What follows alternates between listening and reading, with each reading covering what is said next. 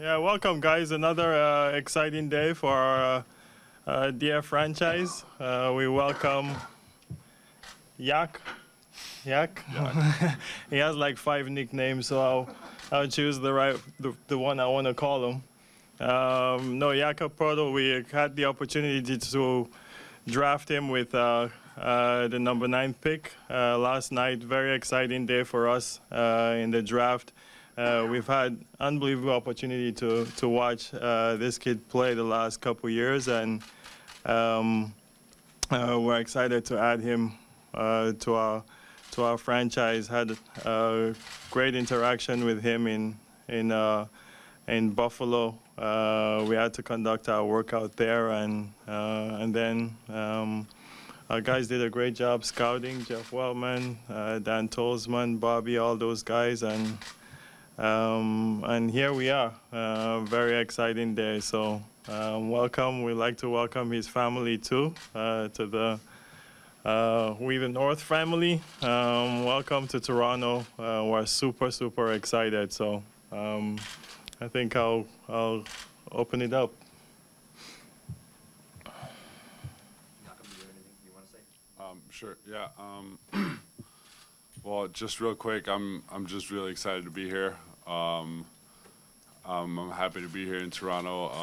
I'm glad that I can get working again. That this process was fun, but I'm also kind of glad that it's over. It was a little bit stressful too. So now I'm just ready to get working again. Great. We'll open up the floor for questions. Jakob, the significance of you being the first Austrian drafted into the NBA, can you speak to that and what it means for you and perhaps for the sport in your country? It means a lot to me. It's still a little bit unbelievable to me, like that I'm actually like the first one from Austria to like do something and like come to the NBA. It's pretty amazing, and I actually really hope that it's gonna like positively influence the basketball in Austria, because so far it's on its way up, but it's still not at a very high level in Europe, unfortunately. So I hope that with me playing in the NBA and a couple other guys from Austria playing in really good leagues in Europe, that it's really going to push the level of play in Austria. How were you able to develop your skills in a country where the sport isn't played at a very high level as a teenager? It wasn't easy. I was actually pretty lucky growing up. I always had really good coaches that took care of me. I always played with the older kids already. I got to play and match up against guys that were older and more physical and better than me at the time. So I really learned from that a lot. And like I said, I was pretty fortunate with the coaches that I had throughout my youth career. So it turned out great for me. But it's not always easy in Austria because there isn't many good coaches. Jakob, congratulations. You followed a pretty unique path to get to the NCAA. Can you take us through your decision to play college basketball in the U.S. rather than playing professionally in Europe? Well, I pretty much had to make that decision when I was, I want to say like, it was like a year, maybe a year and a half before I came to the U.S. It was between, like you said, like going pro in Europe somewhere, or staying one more year in Austria and then finishing up school and then going to college. I just thought that was the right move for me, because I thought college had like the whole package for me. I could like continue to get an education, like a plan B, I guess, like besides basketball, and also like get a really good basketball opportunity to like get better at the same time. So I really liked that idea, and so we started looking into it more and more, and more colleges started hitting me up. So that's when I decided, yeah, let's do that. What did you study at Utah? I never declared a major, but I was going into business. Jakob, your parents were volleyball players and you weren't growing up, but what did the fact that they were accomplished athletes do to help you as a young man? Well, it helped me out in the sense that I was, even as a little kid, I was always like in the gym, like with them, like even like them playing volleyball. I was like being the ball boy, basically, like just running around, playing around with it. I was super active because I grew up in this family of like athletes, basically. Like we're just like a very active family. So for me as a kid, like it was pretty logical that I wanted to play a sport, and it just happened to be basketball. It was pretty random, but I loved it, and yeah, and I like never looked back. Yeah, was it an advantage coming from Utah where they play that pro offense style? Could you even tell, was that an advantage going through the draft process, like running the sets and stuff, like just through what you just went through? Yeah, I could. I mean, I never experienced like running a different style, so it's hard for me to compare. But I think it's definitely an advantage. Yeah, like we had a lot of different sets in Utah, like on offense and on defense, like different coverages. So like we went through a variety of different like styles, I guess, over the 2 years also. So I got to kind of see a lot of different stuff and get to know a lot of different stuff, and try to get used to knowing a lot of like different coverages at the same time. Like it's not always easy to remember all that stuff. So I think it can definitely help me out next year. Yeah.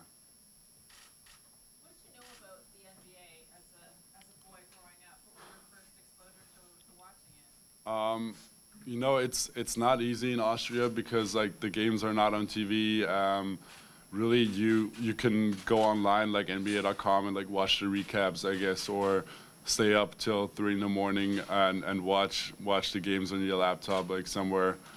Yeah, I guess like when I first really got into the NBA, like when I started watching like the finals and stuff, I was about 14 years old, I want to say. And after that, I just started like picking up, and especially, well, obviously when I came here to Utah, I really started watching because it was a lot easier and like more easy, well, accessible, I guess.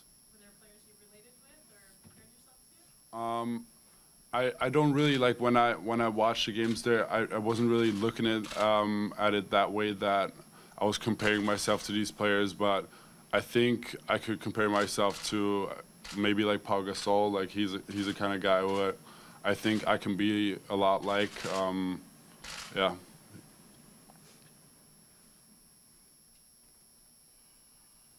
What are your first impressions of Toronto? Well, I haven't seen much yet. Like I came pretty much straight from the airport to here, but it looked beautiful. I only heard good things about it. Like obviously DeLon told me a little bit about it, and he had a great time last year here, and he said he loved the city. So yeah, like I said, I only heard great things about it. So I'm looking forward to see more. Knowing DeLon as well as you do, I'm assuming you've watched quite a bit of Raptors basketball this year. You feel familiar with it already? Yeah, like I've seen quite a bit of Raptors basketball last season. Obviously, with them making a deep push into the playoffs, also like I saw a lot of these playoffs games. Yeah, I feel like I know the team well, how well I can get to know it over TV, but like I feel I know it pretty well. Yeah. How familiar are you with NBA competition? Like, what confidence do you have that you can become a contributor, or how soon in your career? I feel very confident about that. Really, it's at the end of the day, it's going to be up to me putting in the work in the gym and coach making the decision at the sideline to put me on the court or not. Like I said, I feel confident that I can contribute. I feel like I'm the kind of guy who can do a lot of different stuff and a lot of the little things. Like I know, like coming in as a rookie, I'm going to be there for the hustle plays, the little plays, like the rebounds, screens, whatever. Like they need me to do. So yeah, that's what I'm going to be looking for, and getting better every day in the gym, and like adding to my repertoire every day, and getting better out there. What's the most exposure you've had to NBA competition? I don't know if you have an opportunity in the summer Well, it was probably last summer at the Nike Skills Camp. There were a bunch of NBA players there, and we played some pickup against them, and we did some even like video work with them where they're like trying to explain to us like different sets and like style of plays, I guess. Like so that was probably the most exposure I got. He did play against JV. He played against JV last summer, and yeah, and he was quick to tell us that he had 27 points on JV. I asked JV, and JV was like, so it's a good start. No, remind him by text right after this. Masai, Dwayne was saying yesterday the first thing that jumped out to him was watching Jakob go through the cone drills and his speed, his foot speed on the court. What was the first thing that jumped out to you? Well, when you do your homework, and I always say this, so it's going to sound a little repetitive. When you see a big guy that loves to play, yet alone his parents were athletes, and he grew up in a basketball or sports environment and loves the game of basketball and loves to be in the gym, just run and hug him and take him and run, you know, because you don't find them. A lot of big guys are pushed to play, right? You know, that's the reality of life. You know, they're 7 feet, so go play basketball. This kid loves to play. He loves the game of basketball, legit. We've done our homework on it. So, great hands, loves to run, and moves his feet well. And he's got a good sense and feel for the game, you know, which coupled with 2 years of experience of college basketball, loves to roll hard to the basket. To me, you know, big guys just continue to get better, and what you see is what we said about JV when we first got JV, you know, where JV is now, it's not even close where he's going to be, you know, 3 years from now. This kid is the same thing, you know, Yak is the same way, and we looked at that in the draft, and it has really made us super excited about where our franchise could be in the future. And I know everybody thinks it's about now and doing deals and blah, blah, blah, but we have to look out for this franchise and think about the future, and we're really excited about that. Jakob, were you athletic from a very young age, and in terms of the pecking order, was basketball the first sport you fell in love with? Or? Yeah, basketball was really the only sport I ever actually played. Like, I started when I was, I think, about 6 years old, and yeah, like I said, I fell in love with it, and I never looked back from it. Any other questions? Masai, how much interest, I guess, or how many phone calls did you feel for that pick last night? And I guess the fact that you used it on Jakob, what does that say about how strongly you guys felt about using that pick on him?